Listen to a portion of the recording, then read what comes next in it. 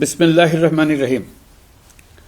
প্রিয় দেশবাসী, শিশু, কিশোর কিশোরী, তরুণ তরুণী, ছাত্রছাত্রী, বয়স্ক, বৃদ্ধ, নারী পুরুষ সবাইকে জানাই আমার সালাম।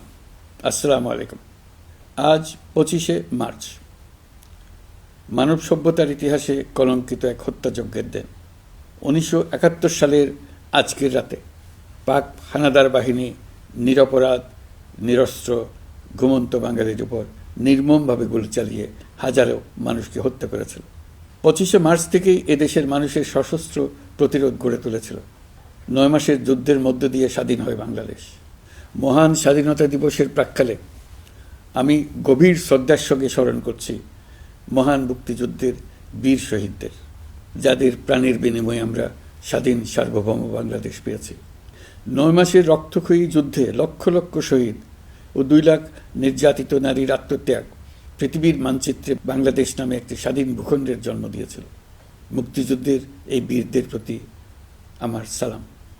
সেই সঙ্গে 24শে জুলাই অভ্যুত্থানে নিহত হাজারো শহীদ ও আহত, যারা বৈষম্য, শোষণ, নির্যাতন এবং নিপীড়নের বিরুদ্ধে বুক চিতিয়ে দাঁড়িয়েছিল, তাদের প্রতি সমগ্র জাতির পক্ষ থেকে আমি সশ্রদ্ধ সালাম জানাচ্ছি। জুলাই গণ অভ্যুত্থান আমাদেরকে যে বৈষম্যহীন বাংলাদেশ গড়ার স্বপ্ন পূরণের সুযোগ এনে দিয়েছে, সেই সুযোগ আমরা কাজে লাগাতে চাই। প্রিয় দেশবাসী, পবিত্র মাহে রমজানের সিয়াম সাধনা উপলক্ষে আপনাদের সকলকে আমার আন্তরিক মোবারকবাদ জানাচ্ছি। সেই সঙ্গে সকলকে জানাই পবিত্র ঈদ উল ফিতরের অগ্রিম শুভেচ্ছা। ঈদ মুবারক। এবারের ঈদ স্মরণীয়ভাবে আনন্দদায়ক হোক, এই কামনা করছি। বর্তমান সরকার দায়িত্ব গ্রহণের পর থেকেই দ্রব্যমূল্য নিয়ন্ত্রণে জোর ব্যবস্থা নিয়েছে। রমজান ও ঈদে বড় চ্যালেঞ্জ ছিল জিনিসপত্রের দামের লাগাম টেনে ধরা, বিদ্যুৎ সরবরাহ নিশ্চিত করা। এই রমজানে যাতে কোনো পণ্যের দাম বেড়ে না যায় এবং বিদ্যুৎ সরবরাহ যেন বিঘ্নিত না হয়, সেজন্য আমরা সর্বোচ্চ চেষ্টা করেছি। রমজান মাস জুড়ে সরবরাহ চেনের প্রতিবন্ধকতা কঠোরভাবে প্রতিহত করতে সব ধরনের ব্যবস্থা আমরা নিয়েছি। দেশের সকল জায়গা থেকে খবর এসছে যে এই রমজানের দ্রব্যমূল্য আগের তুলনায় কমেছে, জনগণ স্বস্তি পেয়েছে। দাম নিয়ন্ত্রণে এই প্রচেষ্টা চলমান থাকবে। প্রিয় দেশবাসী, গত 16 বছরে শেখ হাসিনা যে ভয়াবহ লুটপাট কায়েম করেছিল, আপনারা সেটার ভুক্তভোগী ছিলেন। ছাত্র জনতার অভ্যুত্থানের মুখে তারা পালিয়ে যাবার সময় এক লণ্ডভণ্ড অর্থনীতি রেখে গেছে। এই পরিস্থিতিতে দায়িত্ব নেবার পর অর্থনীতি পুনরুদ্ধারের জন্য অন্তর্বর্তী সরকার নানা উদ্যোগ নিয়েছে। ব্যাংকিং খাতে শৃঙ্খলা ফিরেছে। ক্রমান্বয়ে অর্থনীতির অপরাপর সুযোগগুলো ইতিবাচক ধারায় ফিরতে শুরু করেছে। এই সরকারের সবচেয়ে বড় চ্যালেঞ্জ মূল্যস্ফীতি। ফেব্রুয়ারিতে মূল্যস্ফীতি 9.32% নেমে এসছে, যা 22 মাসের মধ্যে সর্বনিম্ন। আগামী জুন মাসের মধ্যে এটি 8%-এর নিচে নেমে আসবে বলে আশা করছি। দেশের ধ্বংসপ্রাপ্ত অর্থনীতিতে স্বস্তি এনে দিয়েছে আমাদের প্রবাসী ভাই বোনেরা। অন্তর্বর্তী সরকার দায়িত্ব নেবার পর থেকে রেমিটেন্স ধারাবাহিকভাবে বেড়েছে। ফেব্রুয়ারি মাসে রেমিটেন্স প্রবাহ রেকর্ড গড়েছে, প্রায় 25% বৃদ্ধি পেয়ে $2.5 বিলিয়ন পৌঁছেছে। রেমিটেন্স যোদ্ধারা আমাদের দেশের অর্থনীতি গড়ার বীর সৈনিক। তাদের জন্য প্রক্রিয়াগত যেসব বিষয় রয়েছে, সেগুলো সহজ করে দেওয়া আমাদের দায়িত্ব। তারা যেন ভোগান্তির শিকার না হন, দূতাবাস যেন ঠিক মতো কাজ করে, এটি নিশ্চিত করার জন্য আমরা ব্যবস্থা নিয়েছি। আগামী নির্বাচনে যেন তাদের ভোটাধিকার দিতে পারি, সেজন্য কাজ করছি। পলাতক সরকারের আমলে চট দখলের মতো দেশের ব্যাংকগুলো দখল করে নেওয়া হয়েছিল। আমানতকারীর টাকাকে তারা নিজেদের ব্যক্তিগত টাকায় রূপান্তরিত করে ফেলেছিল। অন্তর্বর্তী সরকারের অন্যতম কাজ ছিল ব্যাংকিং ব্যবস্থায় আস্থা ফিরিয়ে আনা, আমানতকারীর স্বার্থ রক্ষা করে নিয়ম শৃঙ্খলা প্রতিষ্ঠা করা, হিসাবপত্রে বিশ্বাসযোগ্যতা স্থাপন করা। ব্যাংকিং ব্যবস্থায় আস্থা প্রতিষ্ঠা করা গেছে। এর ফলে অর্থনীতিতে শৃঙ্খলা ফিরেছে। অন্তর্বর্তী সরকারের অর্জনগুলোর মধ্যে এটা ছিল খুবই গুরুত্বপূর্ণ। গত সরকারের লুটপাটের মহোৎসবে গত 15 বছরে $234 বিলিয়ন পাচার হয়েছে। এটা আমরা জানি। কত রকমভাবে পাচার হয়েছে তাও জানার বিষয়। অভিনব এক একটা পদ্ধতি ছিল। পাচারের একটা পদ্ধতি সবাইকে হতভম্ব করে দিয়েছে। এই পাচার হয়েছে বিদেশে অধ্যয়নরত সন্তানের কাছে টাকা পাঠানোর নামে। তিনি সন্তানের লেখাপড়ার জন্য এক সেমিস্টারের অর্থাৎ 3 মাসের খরচ বাবদ অফিসিয়াল ব্যাংকিং চ্যানেলে পাঠিয়েছেন $3,33,00,000, অর্থাৎ প্রায় 400 কোটি টাকা। পাচারের এর চাইতে বেশি তাক লাগানো পন্থা আর কি আছে, তার কোনো সীমা আছে বলে আমার মনে হয় না। আইন, নিয়ম, নীতির জায়গায় যখন হরিলুট প্রতিষ্ঠিত হয় তখন এমন সব কিছুই সম্ভব। এই অর্থ পাচারকারীদের দ্রুত আইনের আওতায় নিয়ে আসার লক্ষ্যে ইতোমধ্যে আন্তর্জাতিক তৎপরতা জোরদার করা হয়েছে। প্রিয় দেশবাসী, অন্তর্বর্তী সরকার পৃথিবীর বিভিন্ন দেশের শীর্ষস্থানীয় বিনিয়োগকারীদের সঙ্গে নিয়মিত বৈঠক করে যাচ্ছে। তারা বাংলাদেশের বর্তমান ব্যবস্থায় বিনিয়োগের বিষয়ে খুবই আগ্রহী। আশা করছি দ্রুততম সময়ে দেশের নতুন নতুন বিদেশি বিনিয়োগ আপনারা দেখতে পাবেন। সরকার দায়িত্ব নেওয়ার পর থেকে দেশে রপ্তানি 13% বেড়েছে। জানুয়ারিতে 7% কন্টেইনার হ্যান্ডলিং বেড়েছে।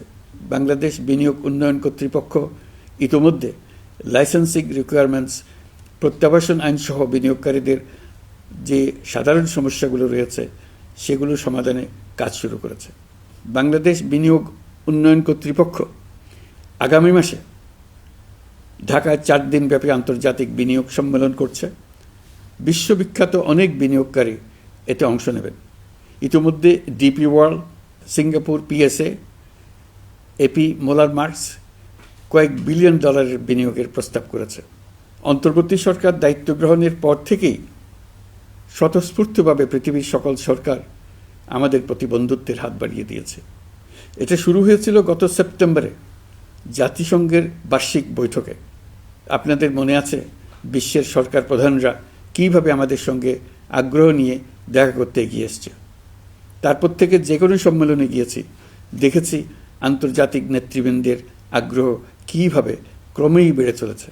জানুয়ারি মাসে সুইজারল্যান্ডের ডাভোসে গিয়েছিলাম। এই সম্মেলনে 47টি পৃথক ইভেন্টে আমার অংশগ্রহণ করতে হয়েছে। বিভিন্ন দেশের সরকার প্রধান, মন্ত্রী, বিশ্ব বাণিজ্যের নায়করা, জাতিসংঘের মহাসচিব, জাতিসংঘের বিভিন্ন সংস্থার প্রধানদের সঙ্গে বৈঠক করেছে। তারা আমাদের পাশে থাকার জন্য আন্তরিক আগ্রহ প্রকাশ করেছেন। সম্প্রতি আমি সংযুক্ত আরব আমিরাতে গিয়েছিলাম। তারা বিগত সরকারের সময় আমাদের ভিসা বন্ধ করে দিয়েছিল। আমরা সেই দেশের ভিসার দরজা খোলার চেষ্টা চালিয়ে যাচ্ছি। তারা আশ্বাস দিয়েছেন তাদের দিক থেকে সকল আনুষ্ঠানিকতা সম্পন্ন করে ভিসার দরজা উন্মুক্ত করবেন। আমি আশা করছি সেটা দ্রুতই উন্মুক্ত হবে। আমি সংযুক্ত আরব আমিরাতকে আমাদের দেশে শিল্প কারখানা গড়ে তোলার জন্য একটি শিল্পাঞ্চল করার প্রস্তাব দিয়েছি। তারা এই বিষয়ে আগ্রহ জানিয়েছে। শিল্পাঞ্চলে 2টি কাজ দিয়ে তারা শুরু করবে, এই জন্য কথাবার্তা শুরু হয়েছে। প্রথমে মুসলিম বিশ্বে সরবরাহের জন্য একটি হালাল গোশত প্রক্রিয়াজাত করার কারখানা করবে। এরপর মৎস্য প্রক্রিয়াজাতকরণের জন্য কারখানা স্থাপন করবে। তারা আমাদের নতুন সামুদ্রিক বন্দর পরিচালনা করার জন্যও আগ্রহ জানিয়েছে। প্রিয় দেশবাসী, বিশ্ব মানচিত্রে বাংলাদেশকে অনন্য উচ্চতায় নিয়ে যাওয়া আমাদের অন্যতম লক্ষ্য। এই লক্ষ্যে আমরা আসিয়ানের সদস্য হিসেবে যোগদান করার বিষয়ে আগ্রহের কথা জানিয়েছি। এই বছরের শুরু থেকেই মালয়েশিয়া আসিয়ানের চেয়ারম্যানের দায়িত্ব গ্রহণ করেছে। মালয়েশিয়ার মাননীয় প্রধানমন্ত্রী আনোয়ার ইব্রাহিমের সঙ্গে এই বিষয়ে কথা হয়েছে। তিনি আমাদের আবেদনের প্রতি সমর্থন জানিয়েছেন, আমাকে মালয়েশিয়া সফরের আমন্ত্রণ জানিয়েছেন। আমি এই আমন্ত্রণ গ্রহণ করেছি। মালয়েশিয়া রোহিঙ্গা সমস্যা সমাধানের জন্য জাতিসংঘের সম্মেলন আয়োজনের দায়িত্ব নিয়েছে। আমাদের দেশ থেকে শ্রমিক নিয়ে যাবার ব্যাপারে যে সমস্ত সমস্যার সৃষ্টি হয়েছিল সবগুলো সমাধানের জন্য আন্তরিকভাবে তারা কাজ করছে। আগামীকাল 4 দিনের সফরে আমি চীন যাচ্ছি। প্রেসিডেন্ট শি জিনপিংয়ের সঙ্গে আমার বৈঠক হবে। চীনের বড় বড় ব্যবসায়িক প্রতিষ্ঠানের সিইওদের সঙ্গেও বৈঠক করব। পৃথিবীর সর্ববৃহৎ চাইনিজ সোলার প্যানেল নির্মাতা প্রতিষ্ঠান লংজি বাংলাদেশে কারখানা স্থাপনের আগ্রহ জানিয়েছে। আমরা তাদের সঙ্গে কাজ করছি। এছাড়া প্রযুক্তিগত সহায়তা, মেডিকেল সহায়তা, স্বল্প মূল্যে চিকিৎসা সহ অন্যান্য বিষয়ে আলোচনা হবে।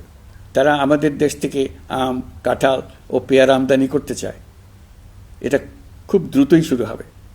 এই সফরের মধ্য দিয়ে আমাদের দু দেশের সম্পর্ক ঘনিষ্ঠতর হবে।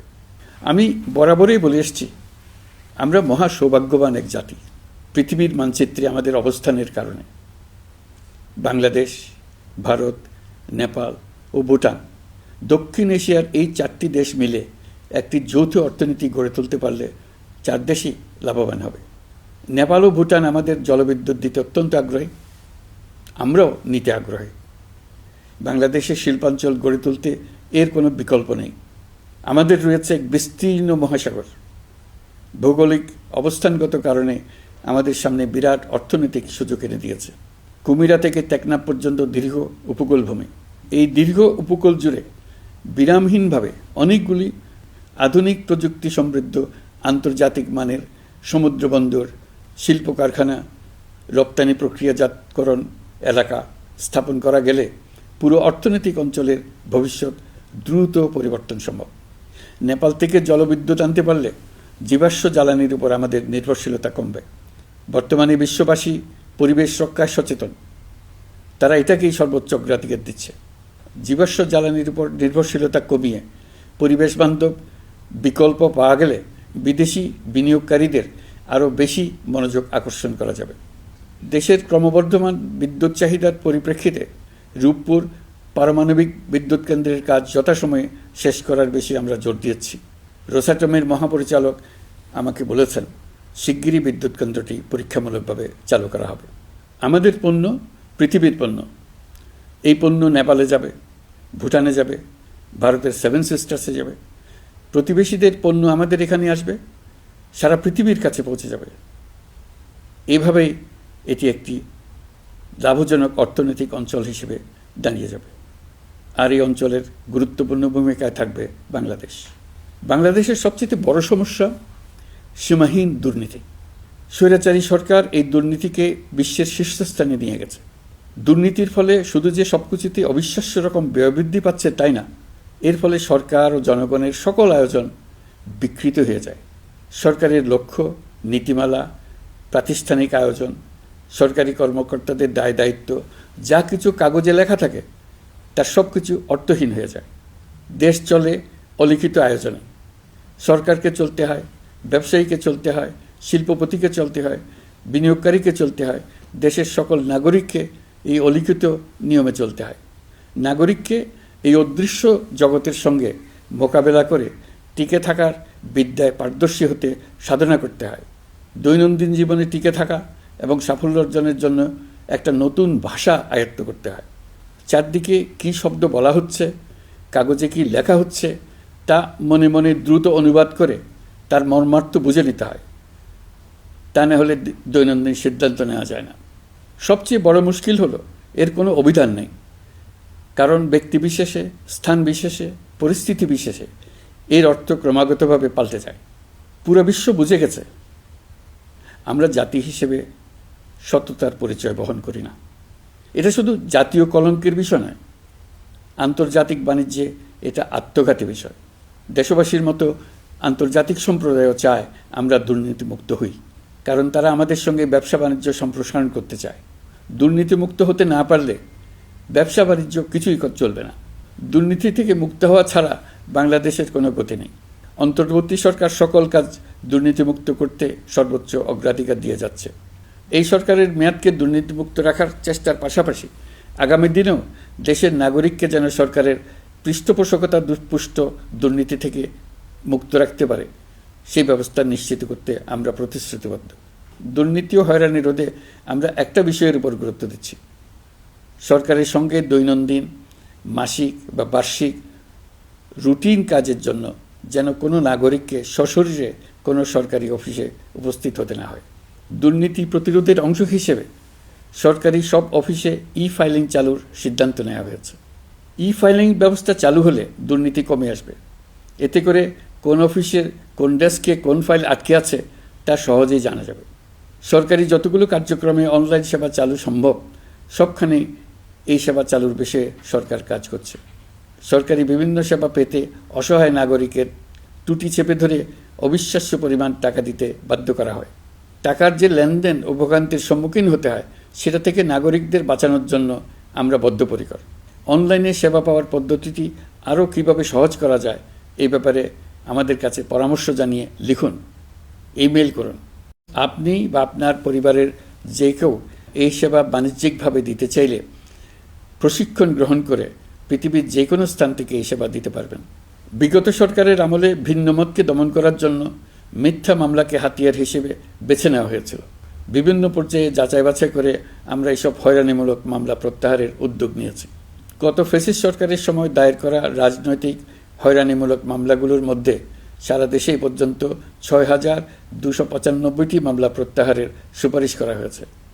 অন্যান্য সকল হয়রানিমূলক মামলাও ক্রমান্বয়ে প্রত্যাহার করা হচ্ছে। এছাড়া এ পর্যন্ত সাইবার সিকিউরিটি আইনের অধীনে বিচারাধীন স্পিচ অফেন্স সংক্রান্ত ৪১৩টি মামলা প্রত্যাহার করা হয়েছে। এই আইনটি অবিলম্বে বাতিল করে নাগরিক বান্ধব সাইবার সুরক্ষা আইন করা হচ্ছে। মানুষের ভোগান্তি রোধেও আমরা আইনগত পদক্ষেপ নিচ্ছি। জিডি করার সময় স্বাক্ষর দেওয়ার জন্য এখন আর থানায় যাওয়ার প্রয়োজন নয়, এটা অনলাইনেই করা যাবে। এই ব্যাপারে প্রয়োজনীয় নির্দেশ দেওয়া হয়েছে। পাওয়ার অফ অ্যাটর্নি বিধিমালা সংশোধনীর মাধ্যমে প্রবাসী বাংলাদেশিদের হয়রানি লাঘব করা হয়েছে। সংশোধিত বিধিমালার আলোকে বাংলাদেশি পাসপোর্ট না থাকলেও বাংলাদেশি বংশোদ্ভূত ব্যক্তির পাসপোর্টে নো ভিসা রিকোয়ার্ড স্টিকার থাকলে কিংবা জন্মসনদ বা জাতীয় পরিচয়পত্র থাকলেই তিনি বিদেশ থেকে পাওয়ার অফ অ্যাটর্নি সম্পাদন করতে পারবেন। সরকারি সিদ্ধান্ত ও প্রয়োজনীয় ব্যবস্থা নেওয়ার পর বিমানের টিকিট কেনার পুরো প্রক্রিয়াটি অনলাইনে নিয়ে যাওয়ার ফলে বিমানের টিকিটের দাম শতকরা ৫০ থেকে ৭৫% কমে গেছে।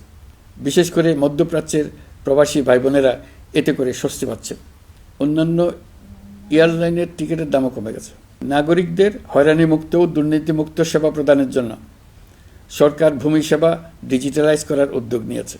এর অংশ হিসেবে ভূমি মন্ত্রণালয় অনলাইনে ঘরে বসেই জমির খাজনা প্রদান, নামজারি, জমা খারিজ, খতিয়ান বা পর্চা সার্টিফাইড কপি, মৌজা ম্যাপ বা নকশা প্রদানের কার্যক্রম শুরু করেছে। এই পদ্ধতিতে ভোগান্তি, অস্বচ্ছতা ও দুর্নীতির অবসান হবে। বর্তমানে সারা দেশে পরীক্ষামূলকভাবে এই কার্যক্রম চালু হয়েছে। এগুলোকে ক্রমান্বয়ে আরও জনবান্ধব করে স্থায়ী রূপ দেওয়া হবে। এর লক্ষ্য হবে ক্রমাগতভাবে এই সকল দায়িত্ব সরকারের হাত থেকে নিয়ে সেবাদানকারী ব্যক্তি বা প্রতিষ্ঠানের কাছে ছেড়ে দেওয়া। গ্রামের স্কুল কলেজ পাশ করা ছেলেমেয়েরা, গৃহিণীরা ঘরে বসে সারা দেশে এই সেবা দান করবে এবং অনেকে তাদের কৃতিত্বের জন্য প্রসিদ্ধ হয়ে পড়বে। তারা সারা দেশের গ্রাহকদের সেবা নিজের গ্রাম থেকেই প্রদান করবে। রাজস্ব সংস্কার কমিশনের সুপারিশ অনুসারে জাতীয় রাজস্ব বোর্ড বিলুপ্ত করার সিদ্ধান্ত নেওয়া হয়েছে। এর জায়গায় দুটি পৃথক বিভাগ করা হচ্ছে।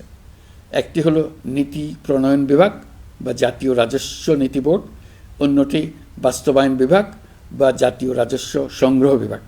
এর ফলে সরকারের পছন্দের ব্যক্তিরা হাজার হাজার কোটি টাকার রাজস্ব ফাঁকি দেওয়ার আর সুযোগ পাবে না। আমি আশা করি পরবর্তীতে যারা সরকারে আসবেন তারাও এই নীতি বহাল রাখবেন। এখনকার যুগ হলো প্রযুক্তির যুগ, সৃজনশীলতার যুগ। আমাদের দেশে ১৭ কোটি নারী পুরুষ, তার মধ্যে তরুণরা হলো বিপুলভাবে সংখ্যাগরিষ্ঠ। বাংলাদেশ মানব সম্পদের দিক থেকে ৮ম বৃহত্তম দেশ।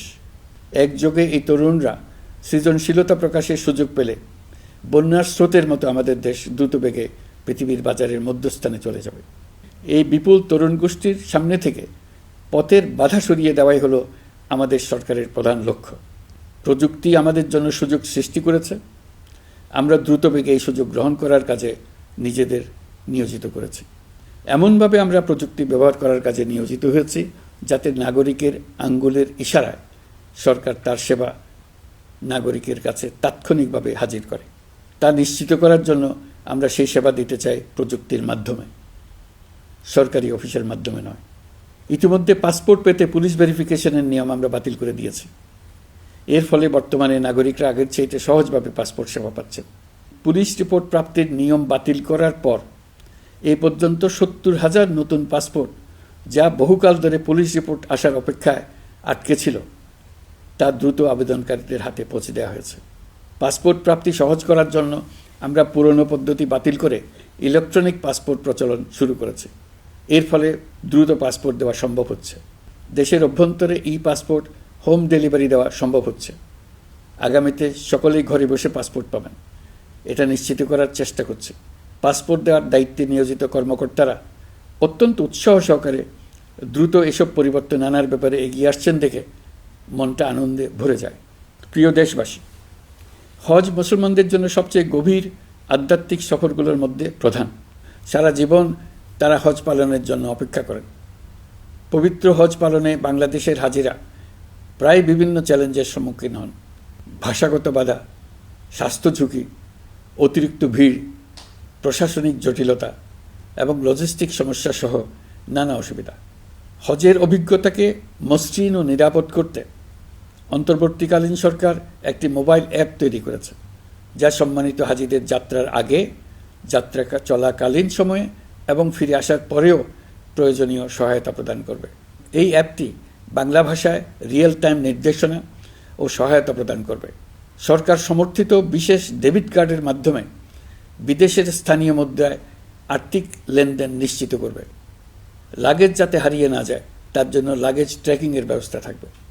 মোবাইল ফোনের মাধ্যমে হজযাত্রীরা প্রত্যেক দিন ওই দিনের করণীয় ও যাতায়াতের বিস্তারিত বিবরণ জানতে পারবেন। যেদিন যে দোয়া পড়তে হবে সেটা স্মরণ করিয়ে দেবে।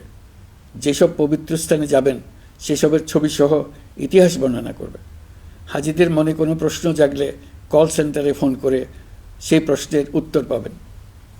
শরীর খারাপ লাগলে ডাক্তারের সঙ্গে যোগাযোগ করিয়ে দেবে।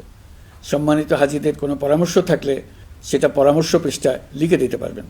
ভ্রমণের দৈনন্দিন ঝামেলার জন্য হজের মূল লক্ষ্যকে পরাজিত করতে না পারে তার জন্য সকল ব্যবস্থা এতে রাখা থাকবে। প্রিয় দেশবাসী, আপনারা শুনেছেন আমি স্টারলিংকের প্রতিষ্ঠাতা এবং বিশ্বের শীর্ষ ধনকুবের স্পেস এক্স ও টেসলার মালিক এলন মাস্কের সঙ্গে ফোনে আলাপ করে বাংলাদেশে স্টারলিংকের কার্যক্রম শুরু করার আহ্বান জানিয়েছি। সে অনুসারে কোম্পানির প্রতিনিধিরা এখন বাংলাদেশে তাদের কার্যক্রম শুরুর আয়োজন করছে।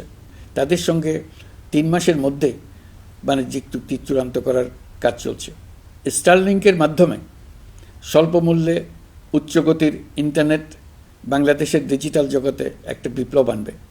স্টারলিং সেবা চালু হলে দেশের প্রতিটি গ্রাম, দ্বীপাঞ্চল, দুর্গম পাহাড়ি অঞ্চল অতি উচ্চগতির ইন্টারনেট সেবার আওতায় চলে আসবে। স্টারলিং চালু হলে ভবিষ্যতে কোনো সরকার ইন্টারনেট সেবা বন্ধ করে মানুষকে আর তথ্যবন্দী করার কোনো সুযোগ পাবে না। বাংলাদেশের প্রতিটি অঞ্চলে বিশ্বমানের শিক্ষা, স্বাস্থ্যসেবা, অর্থনৈতিক ক্ষেত্রে সকল নাগরিকের অংশগ্রহণ নিশ্চিত করা যাবে। আমাদের নতুন প্রজন্ম দেশের যে কোনো প্রত্যন্ত অঞ্চলেই থাকুক না কেন তারা বিশ্ব নাগরিক হয়ে গড়ে ওঠার সুযোগ পাবে।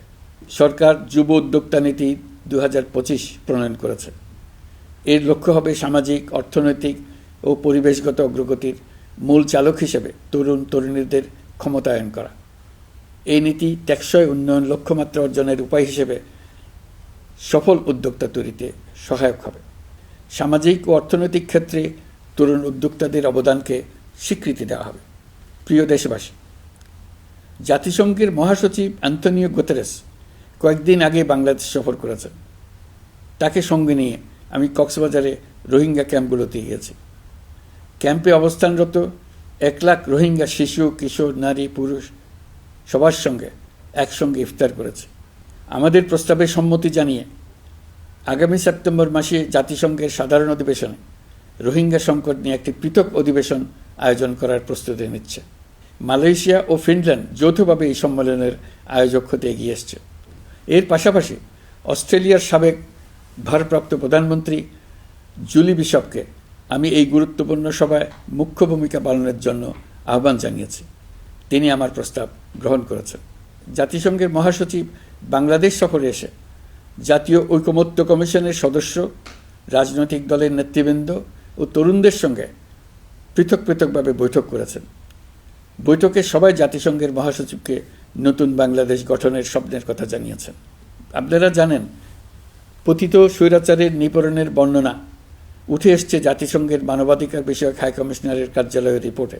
গত জুলাই-আগস্ট মাসে বাংলাদেশের ছাত্র, শ্রমিক জনতার উপর শেখ হাসিনা সরকার ও আওয়ামী লীগ যে দমন, পীড়ন ও হত্যাকাণ্ড চালিয়েছে এর পুঙ্খানুপুঙ্খ তদন্ত করে বিস্তারিত রিপোর্ট প্রকাশ করেছে তারা। এই রিপোর্টে স্পষ্টভাবে উঠে এসছে যে শেখ হাসিনা নিজেই নিরাপত্তা বাহিনীর কর্মকর্তাদের নির্দেশ দিয়েছিলেন বিক্ষোভকারীদের হত্যা করতে। বিগত সরকার, আওয়ামী লীগ ও আওয়ামী লীগের সহযোগী গোষ্ঠী ও সংগঠন একত্রিত হয়ে পরিকল্পিতভাবেই গুরুতর মানবাধিকার লঙ্ঘনে জড়িত ছিল। মানবাধিকার বিষয়ক হাইকমিশনারের রিপোর্টে বলা হয়েছে, বিক্ষোভ চলাকালে প্রায় ১৪০০ জন নিহত হয়েছেন, যার মধ্যে প্রায় ১৩% শিশু। বিক্ষোভের সম্মুখ সারিতে থাকার কারণে আমাদের জুলাই কন্যারা নিরাপত্তা বাহিনী ও আওয়ামী লীগের সমর্থকদের দ্বারা আক্রান্ত হয়েছে, এমনকি যৌন নির্যাতনের শিকার হয়েছে। জাতিসংঘের রিপোর্ট পড়ে সবার গায়ের লোম দাঁড়িয়ে গেছে। কি ভয়াবহতা!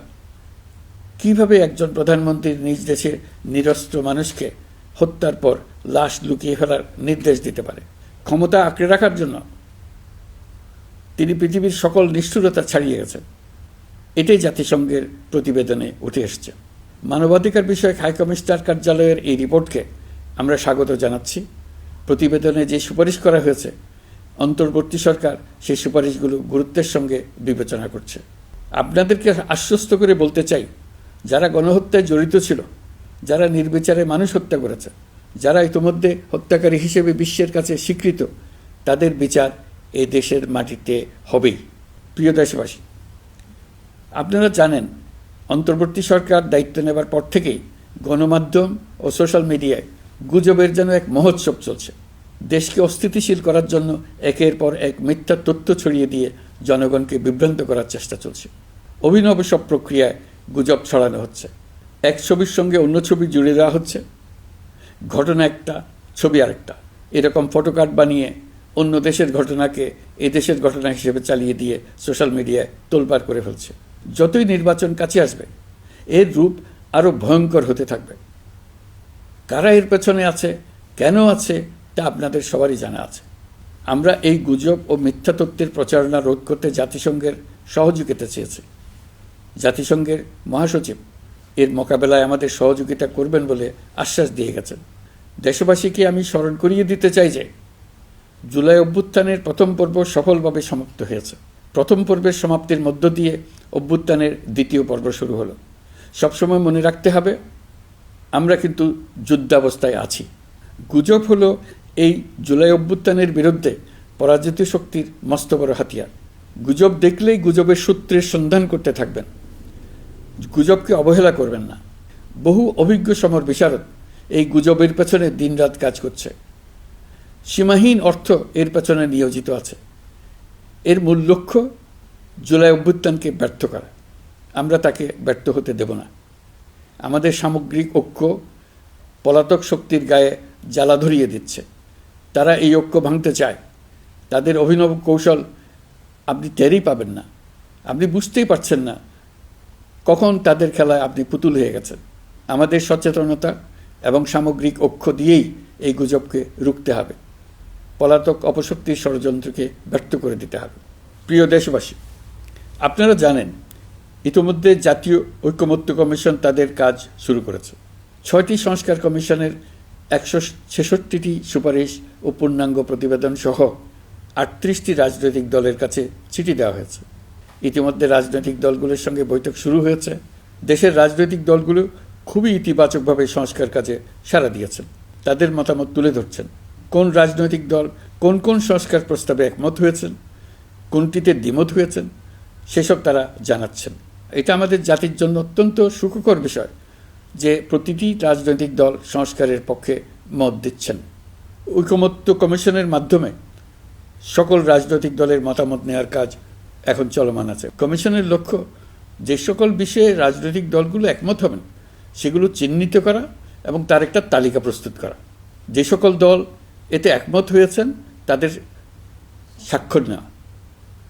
এই তালিকাটাই হবে জুলাই চার্টার বা জুলাই সনদ। আমাদের দায়িত্ব জাতির সামনে পুরো প্রক্রিয়াটা স্বচ্ছভাবে তুলে ধরা এবং প্রক্রিয়া শেষে নির্বাচনের আয়োজন করা। নির্বাচনের ব্যাপারে আমি আগেও বলেছি, আবারও বলছি, এবছর ডিসেম্বর থেকে আগামী বছরের জুনের মধ্যে নির্বাচন হবে। আমরা চাই আগামী নির্বাচনটি বাংলাদেশের ইতিহাসে সবচেয়ে অবাধ, সুষ্ঠু ও গ্রহণযোগ্য নির্বাচন হোক। এই জন্য নির্বাচন কমিশন সব ধরনের প্রস্তুতি নিতে শুরু করেছে। রাজনৈতিক দলগুলো ব্যাপক উৎসাহ উদ্দীপনায় নির্বাচনের জন্য তৈরি হতে শুরু করবে বলে আশা করছি। প্রিয় নাগরিকবৃন্দ, আমাদের দেশের নারীরা দীর্ঘ আন্দোলনের মাধ্যমে বহু বছর ধরে অনেক বাধা পেরিয়ে একটু একটু করে সামনে এগিয়ে যাচ্ছে। স্বাধীনতার 54 বছর পরেও এদেশের নারীরা অর্থনৈতিক, রাজনৈতিক, সামাজিক বৈষম্যের শিকার। বাংলাদেশের ইতিহাসে এখন পর্যন্ত যত আন্দোলন সংগ্রাম হয়েছে তার মধ্যে জুলাই গণ অভ্যুত্থানে নারীদের অংশগ্রহণ ছিল সবচেয়ে বেশি। গণ অভ্যুত্থানে নারীরা দুঃসাহসিক ভূমিকা রেখেছে, পুরনোকে দূরে ঠেলে দিয়ে নতুনের ভিত্তি স্থাপনের প্রতিজ্ঞা নিয়েছে। তারা ব্যাপক সংস্কারের কথা বলেছে, সর্বত্র নারীদের ভূমিকা আরও জোরালো করার কথা বলেছে। আমি মনে করি জুলাই গণ অভ্যুত্থান বাংলাদেশের প্রেক্ষিত বদলে দিয়েছে। জুলাইয়ের পর নারীদের অবস্থান ইতিবাচকভাবে পরিবর্তন হবে, সেটাই আমরা চাই। আমরা বাংলাদেশ নিয়ে নতুন করে ভাবতে চাই, আর এই নতুন ভাবনায় নারীদের অবস্থান উচ্চতম পর্যায়ে অগ্রাধিকার পাক, সেটাই আমরা চাই। পরিবারের সকল সদস্য, পাড়া প্রতিবেশী, ধর্মীয় প্রতিষ্ঠান, স্কুল, আপনারা আপনাদের নিজ নিজ অবস্থান থেকে ছেলে শিশু ও মেয়ে শিশুর মধ্যে যেন কোনো বৈষম্য সৃষ্টি না হয় তা নিশ্চিত করুন। আসুন নতুন বাংলাদেশে সবাই মিলে শিশুদের জন্য সুস্থ পরিবেশ নিশ্চিত করি। জুলাই গণ অভ্যুত্থানে অংশ নেওয়া নারীরা তাদের অধিকার প্রতিষ্ঠার ব্যাপারে দৃঢ় প্রতিজ্ঞ। দেশে বিরাজমান বৈষম্যগুলো চিহ্নিত করে নারীর প্রতি সহিংসতা প্রতিরোধ ও বৈষম্য নিরসনে আমাদের প্রত্যেককে একসঙ্গে কাজ করতে হবে। নারীর প্রতি বিদ্বেষমূলক কথাবার্তা, নারীকে খাটো করে রাখার প্রবৃত্তি যারা ধারণ করে তাদের বিরুদ্ধে সামাজিক আন্দোলন গড়ে তোলা প্রয়োজন। আধুনিক প্রযুক্তি সকল প্রকার বাধা ভেঙে দেওয়ার মহাশক্তি আমাদেরকে দিয়েছে। সেই বাধা যত শক্তই হোক, যত উঁচুই হোক, সকল দূরত্ব গোছানোর জন্য প্রযুক্তিকে অবশ্যই যেন আমরা ব্যবহার করতে আরম্ভ করি। নারীদের সুরক্ষায় পুলিশ হটলাইন নম্বর চালু করেছে, সরকারের পক্ষ থেকে শর্ট কোড চালু করা হচ্ছে, কল টেকার হিসেবে শতভাগ নারী কর্মীদের নিয়োগ দেওয়া হচ্ছে যেন নির্দ্বিধায় কথা বলা যায়। নারী ও শিশু নির্যাতন দমন আইন সংশোধন হয়েছে, এসব মামলার তদন্ত ও বিচারের সময় কমিয়ে আনা হয়েছে, বিচার বিলম্বে বাধা দূর করা হচ্ছে। ঢাকার পাশাপাশি চট্টগ্রাম ও রাজশাহীতে ডিএনএ ল্যাব স্থাপনের কাজ চলছে। খুব দ্রুতই বিশেষ জুডিশিয়াল সার্ভিস কমিশনের মাধ্যমে নতুন অনেক বিচারক নিয়োগ দেওয়া হচ্ছে। ভিকটিম শিশুরা যাতে দ্রুত বিচার পায় সেজন্য আলাদাভাবে বিশেষ ট্রাইব্যুনাল স্থাপনের বিধান রাখা হয়েছে। দেশের সবার মতো আমি অত্যন্ত আনন্দিত যে এবার নারী ফুটবল টিম দক্ষিণ এশিয়া চ্যাম্পিয়ন হয়েছে। দেশ জুড়ে আয়োজিত তারুণ্যের উৎসব 2025-এ বিভিন্ন অঞ্চল থেকে 27,40,000 মেয়েরা প্রায় 3,000 খেলা ও সাংস্কৃতিক কর্মকাণ্ডে অংশগ্রহণ করেছে। উৎসবে দেশের সুবিধাবঞ্চিত ও সুবিধাপ্রাপ্ত অঞ্চল, প্রান্তিক জনগোষ্ঠী এবং 21টি নৃগোষ্ঠীর তরুণ তরুণী সহ সকলের সার্বজনীন অংশগ্রহণ ছিল। এই উৎসবের অন্যতম লক্ষ্য ছিল তরুণদের মধ্যে ঐক্য গড়ে তোলা, সহযোগিতার নীতি প্রচার এবং তাদেরকে উদ্যোক্তা হিসেবে গড়ে তোলা, যাতে করে তারা আত্মনির্ভর হতে পারে, দেশের সম্পদ হিসেবে গড়ে উঠতে পারে। আমরা তারুণ্যের এই উৎসব সারা বছর জুড়ে উদযাপন করার ঘোষণা দিয়েছি। এই উৎসবে আমরা গ্রাম, উপজেলা, শহর, বন্দর সকল এলাকার আবাল বৃদ্ধ বনিতাকে এবং স্কুল, কলেজ, মাদ্রাসার সরকারি বেসরকারি সকল প্রতিষ্ঠানের সবাইকে নানা প্রকারের সৃজনশীল কর্মসূচি নিয়ে এগিয়ে আসার জন্য আমি অনুরোধ জানাচ্ছি। প্রতিটি এলাকায় এই উৎসবে যোগদান করতে মেয়েদের যেন বিশেষভাবে উৎসাহিত করা যায় সেজন্য সকলকে আহ্বান জানাচ্ছি। কোথায় এটা কিভাবে উদযাপিত হচ্ছে সেই ব্যাপারে জানার জন্য আমি আগ্রহ নিয়ে অপেক্ষা করলাম।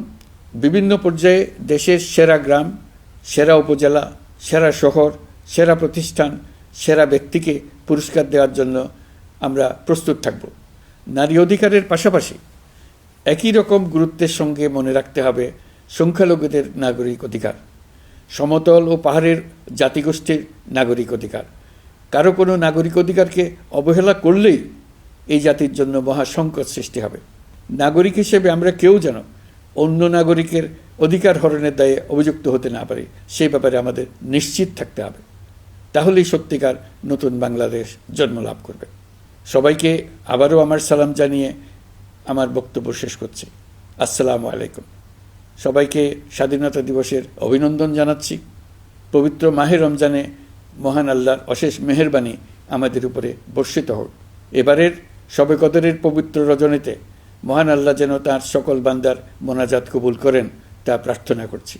একই সঙ্গে পবিত্র ঈদে সকলকে জানাই ঈদ মোবারক।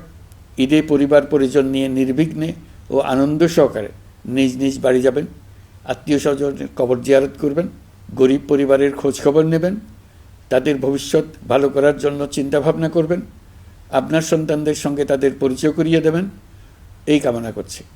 ঈদের জামাতে দলমত নির্বিশেষে সবাই যেন পরাজিত শক্তির সকল প্ররোচনা সত্ত্বেও সুদৃঢ়ভাবে ঐক্যবদ্ধ থাকেন, সেজন্য আল্লাহর কাছে মোনাজাত করবেন, এই আহ্বান জানাচ্ছি। সকলের জীবন সার্থক হোক, আনন্দময় হোক। মহান আল্লাহ আমাদের সহায় হন। আল্লাহ হাফেজ।